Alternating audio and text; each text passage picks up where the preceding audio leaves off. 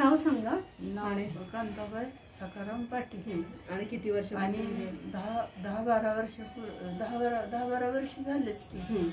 मग असं माझ्या जीवाला असं भीती वाटायची की आपण बाबा समजा मस्त बाया म्हणायच्या, खरं मी म्हणायची उगं आपण काढलं आणि काय झालं तर उद्या आपण काढलं आपल्याला काय झालं असं म्हणजे वाटायचं. असं म्हणजे देवीला आपण घ्यायचं ना. मग आता असं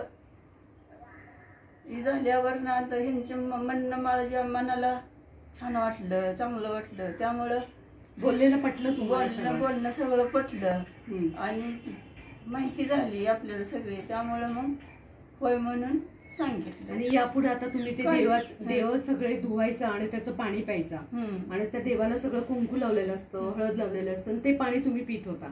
त्याचा तुमच्या शरीरावरती वाईट परिणाम होता का की नाही? यापुढे असं करणार आहात का? नाही. देवाला नमस्कार करा, त्याचं काही हे नाहीये. फक्त अशा गोष्टी करू नका, कारण कुंकवामध्ये केमिकल असतं, त्याचे शरीरावरती वाईट परिणाम होतात. आणि मग जट काढल्यानंतर कसं वाटतंय? होय की हलकं वाटतं? हलकंच वाटतंय. तुमच्या शेजारी पण जटवाल्या बायका आहेत की नाही? मग त्यांना तुम्ही काय सांगणार? मी सांगते की